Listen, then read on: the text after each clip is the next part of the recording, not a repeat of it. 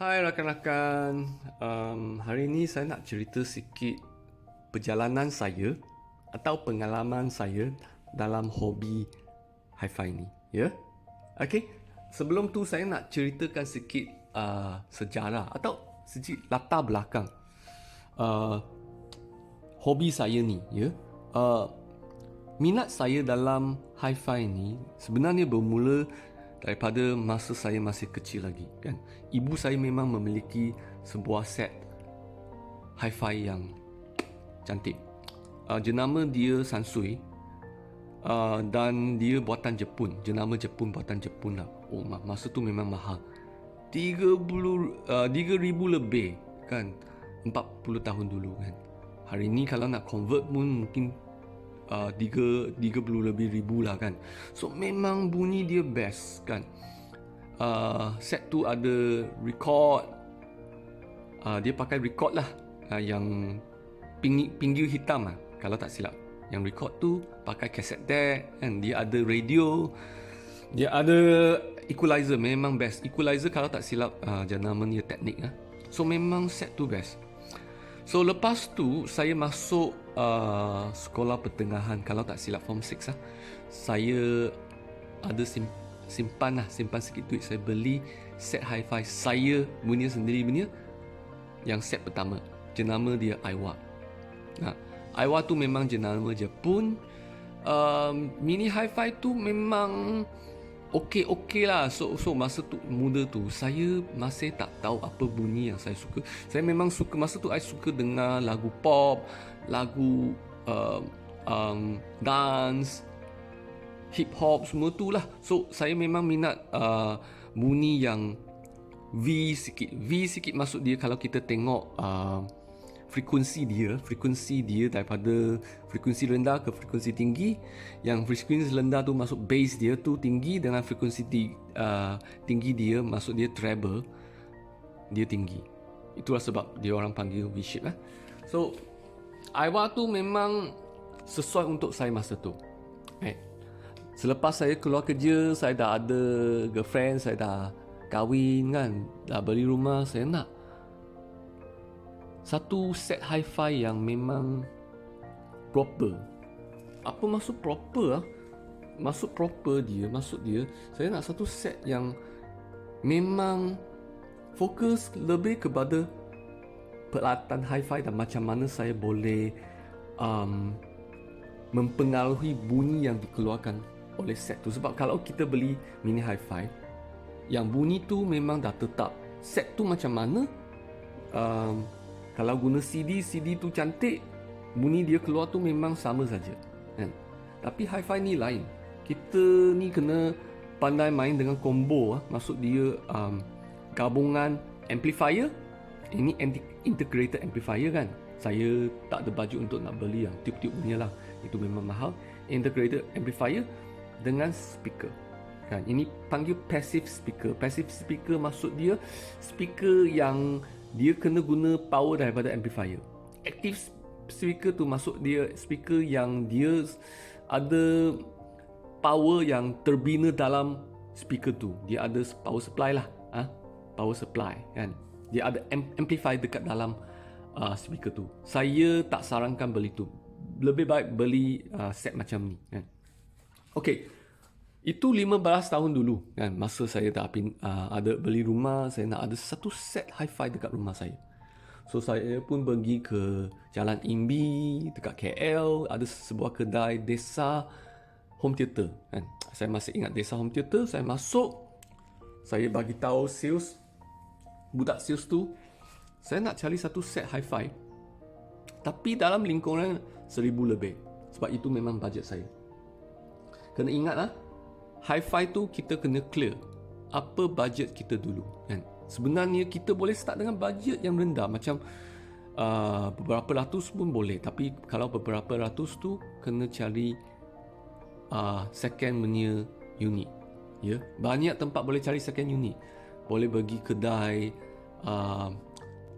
Star Laser dekat PJ. Boleh pergi website dia, tengok dia memang banyak peralatan second, ya. Okey, ini memang first Ini memang first hand. Okay, saya masuk kedai tu, saya bagi tahu sales tu saya nak cari satu set hi-fi dekat 1,000 lebih. So sales tu pun cakap okay, masuk showroom. Okay, masuk showroom, dia pasang set ni, set Marantz amplifier, model dia PM4400. So kalau tak silap, power output atau kuasa M ni setakat 25 watt saja, kan. Speaker Wafferdale Diamond 8.1. Ya, Diamond ni memang masa saya beli tu saya pun tak tahu sebenarnya Diamond ni memang dapat banyak award lah, kan. Dia memang satu budget speaker yang berbaloi. Ya, bunyi dia best. Ya, dia sangat murah. Okay, so lepas dia pasang tu, dia main lagu jazz. Itulah mula saya minat dalam lagu jazz. Main lagu jazz, merdu.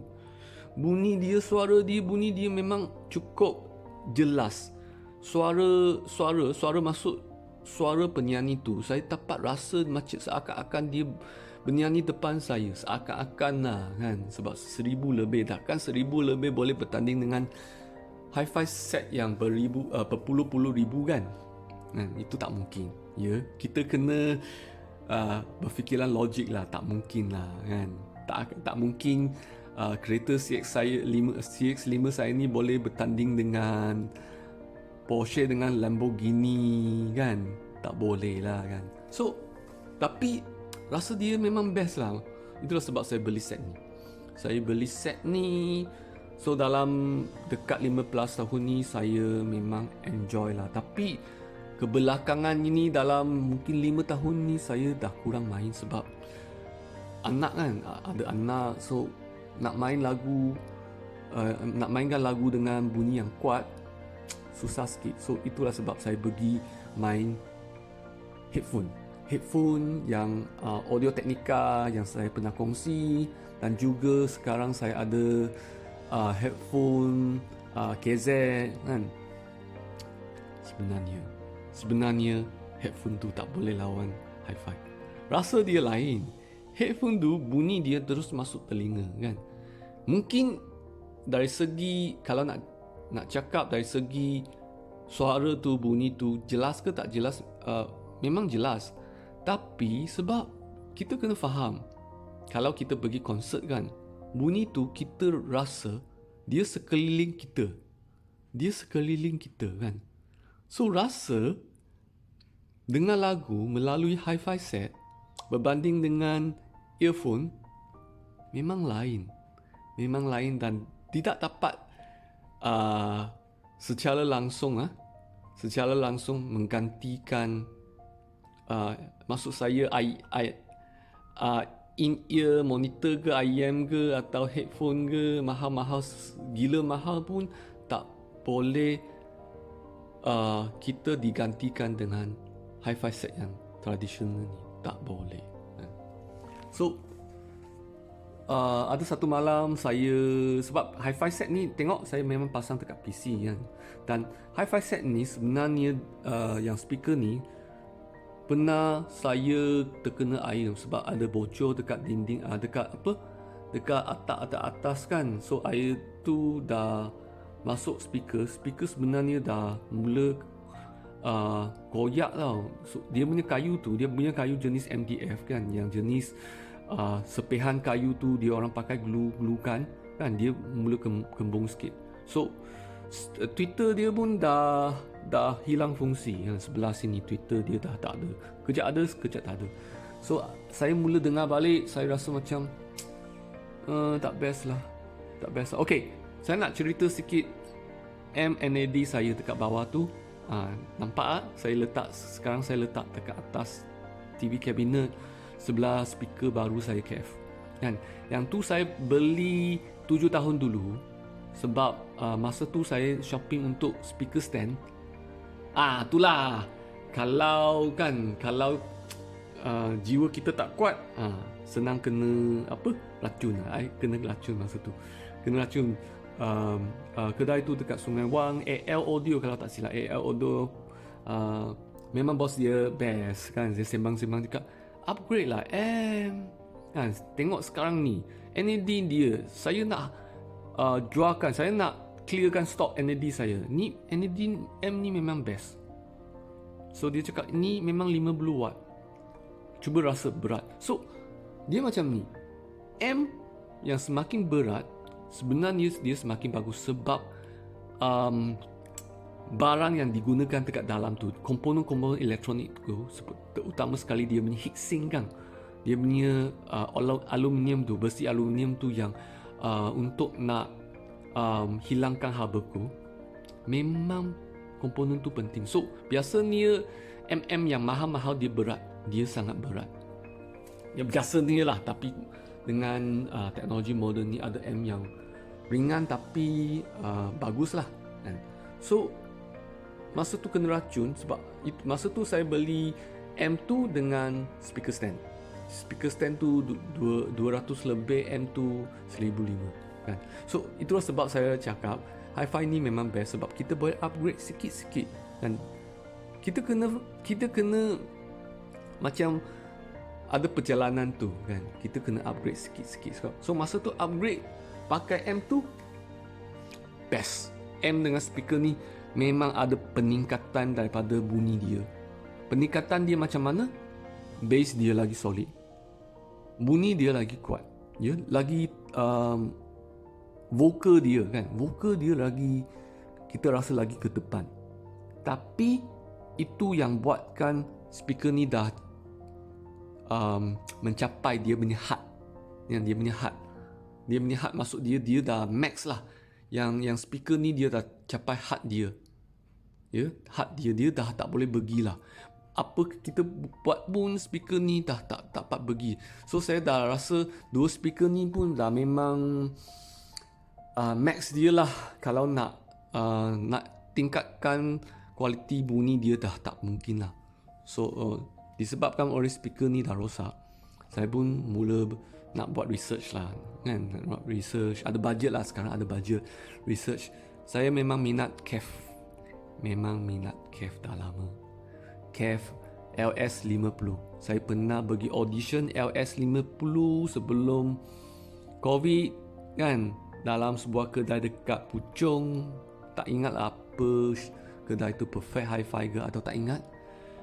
Masa dia main lagu pakai LS50, oh cantik, bunyi dia lain.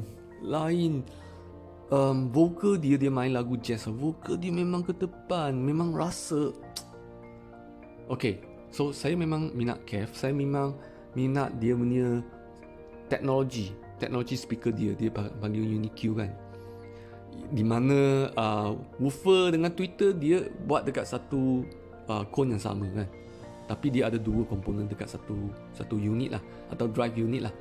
So selepas saya buat banyak review dekat internet, What Hi-Fi pun bagi dia 5 star, banyak YouTuber pun bagi komen yang bagus, walaupun ada yang cakap so-so tapi banyak bagi bagus. So okay, saya cakap saya upkan sikit budget. Saya nak dapat speaker yang saya dah memang minat lama, walaupun dia bukan LS50 tapi design dia dekat-dekat. Saya tengok pula dia punya berat speaker dia. So speaker dia pun sama. Lagi berat speaker tu, maksud lagi banyak bahan yang digunakan oleh speaker, lagi solid speaker tu, ya.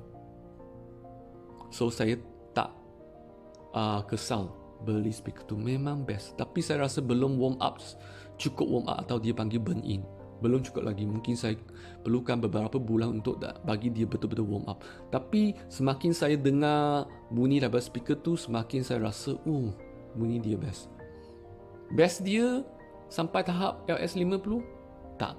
Tapi best untuk setup yang saya ada lah. NAD speaker, Sony punya Blu-ray player dengan KEF punya speaker. Setakat ni saya rasa cukup untuk saya.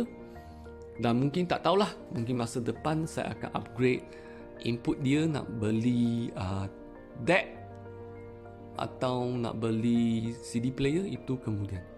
Okay, itu saja yang saya nak berkongsi dalam perjalanan saya dalam dunia hi-fi ni.